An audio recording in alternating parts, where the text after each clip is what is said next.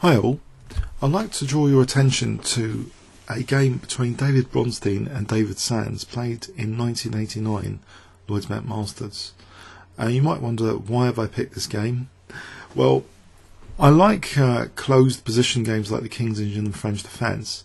I think strategically, they're very interesting, and experienced players, like Bronstein or Cautionary, have various systems against the King's Engine. It seems Timelov didn't fare very well against Fischer in the 1971 candidates match. Some people say he had, very good positions in those against Fischer's King's Engine defence. Theory has moved on; it's very theoretical now.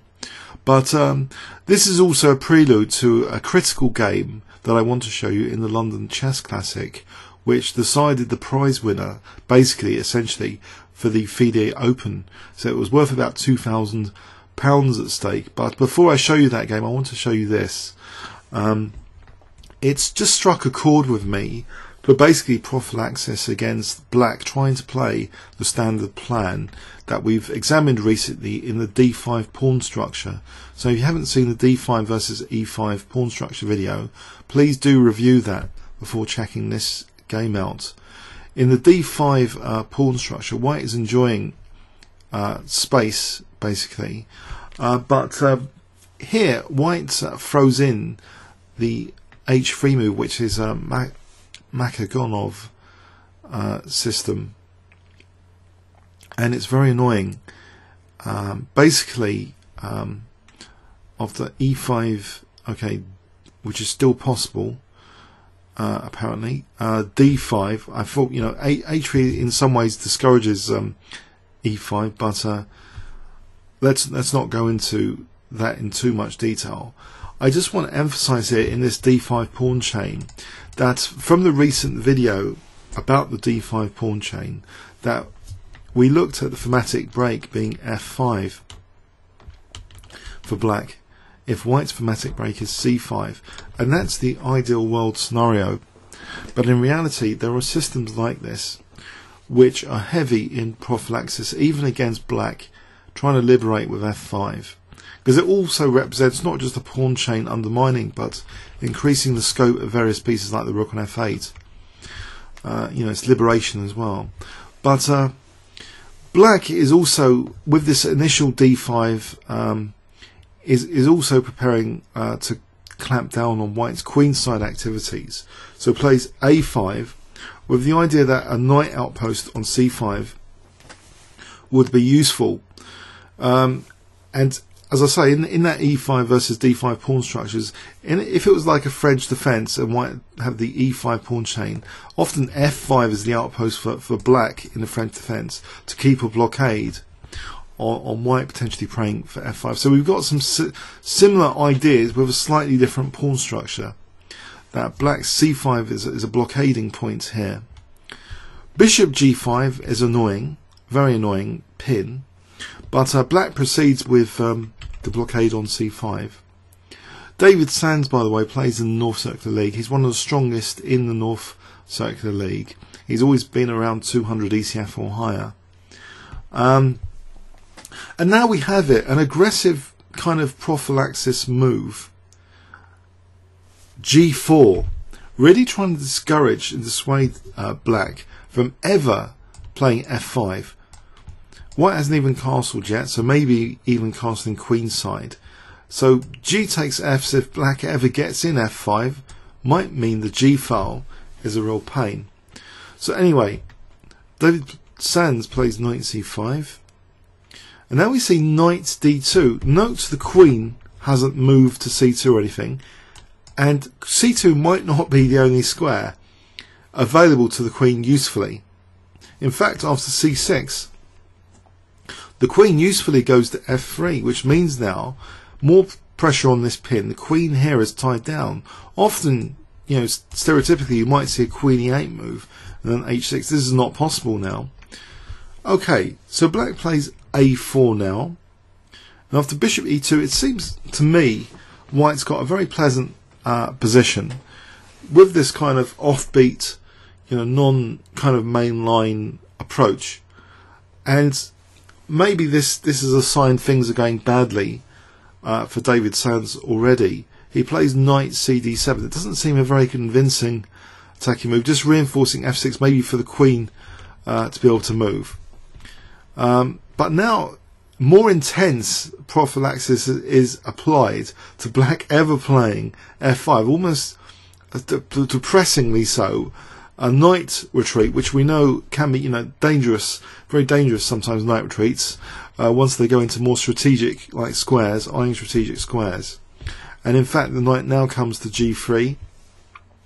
So it really looks as though it will be a distant dream here for black to ever play the move f5.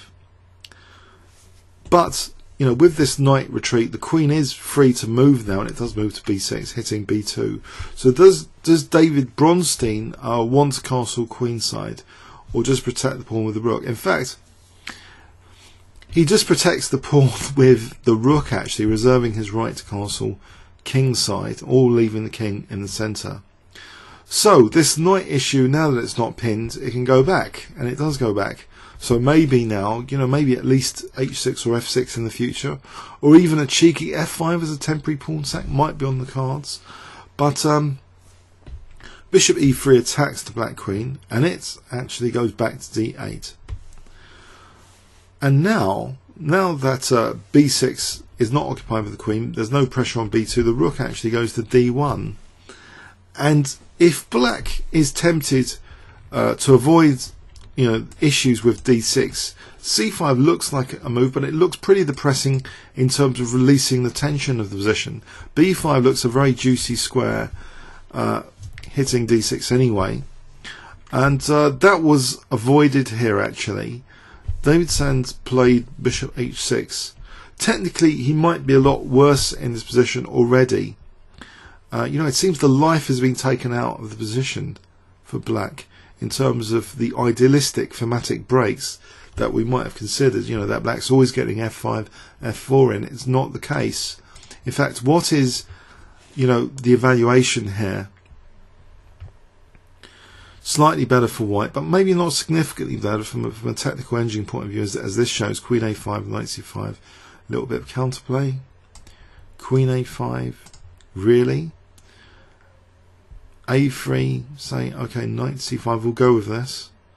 So maybe, it wasn't that bad. So what David played, bishop h6, probably, okay, is not too hot. You see the evaluation jumping up. Maybe that's a clear blunder here, which is a shame, but it's neat how this is exploited. First, David Bronstein, he takes on c6, and now that pawn sack, it must be a sacrifice by David, to get some counterplay maybe on the d-file, to rebound some pressure on the d-file.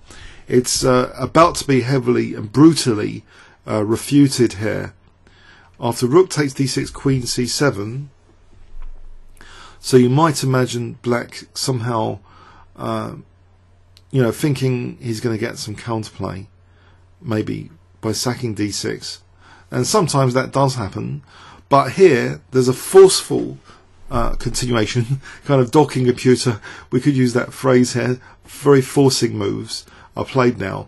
The first forcing move, well, I wonder if you can guess it if I give you 10 seconds starting from now. Okay,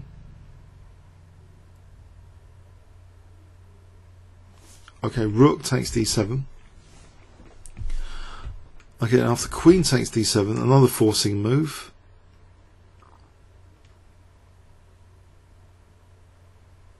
Okay, I wonder if you can guess it. Bishop takes h6, forcing knight takes h6 basically. Another forcing move here of the highest order. A forcing move of the highest order, a legal requirement forcing move. Wonder if you can guess it with, say, 5 seconds or more. Check. King's absolutely forced to go to g8, and now the final move of the game. I wonder if you can guess it if I give you 10 seconds starting from now.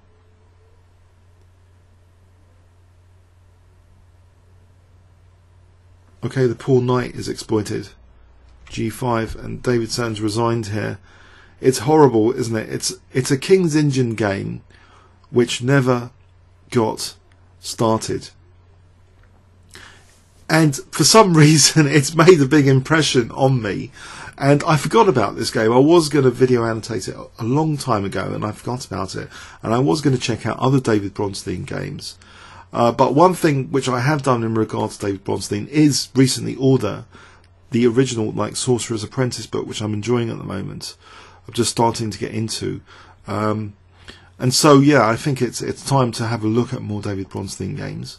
And let's have a look at this game in overview and summary. So it seems, you know, some of the Russians like Korchnoi and Bronstein have a lot of interesting ways of destroying completely the King's Indian defence. I thought this was a, you know, particularly vivid example of one such way. Basically, you know, saying you're not going to have any counterplay in this game with your traditional f5, f4. Forget about your theory. There's going to be heavy prophylaxis applied. Any thoughts of winning the game through counterplay are just going to be a distant little dream in this game. Because now, not only g4 and queen f3 putting a lot of pressure on f6, there's this rerouting manoeuvre, rather cruel, knight f1 to g3. So this is a King's Indian player's nightmare of no counterplay.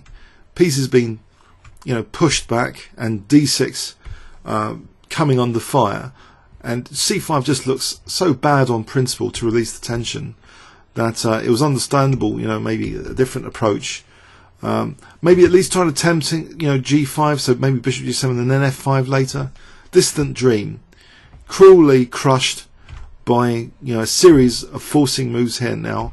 After queen c7, rook takes d7, forcing check, g5, outright winning. We can engine check this position if just to make absolutely sure there was no amazing resource. Or is it outright winning? Actually, Houdini only giving about a pawn advantage, but I think it's enough. Just taking and then taking the piece looks tempting enough. Isn't g takes h just tempting enough? That's an advantage for white anyway. It's pardon me. Now this is a shock. Rook fb8 and there was life in black's position. 0.24. Oh dear. I regret now checking this. What a startling impression the game had made on me. But from an engine point of view, this is only like 0.2 something. So there was actually a stronger continuation here for white. If white wants a bigger advantage, not naturally taking the knight, but in fact, king d1. This is like a secret mystery which I didn't even know about. I've been knowing about this game for ages, but now the knight's not going anywhere. So there's time to munch it without losing b2. So rook fb8, the knight's not going anywhere. And now it's a significant advantage, which you could argue, okay, you'd resign here against most people. Okay. So I just wanted to show you that game, as I say, as a prelude to this other game from the London Classic, which I'll put into a separate video so we can keep the comments of this game separate from the next game that I want to show you. Okay, comments or questions on YouTube. Thanks very much.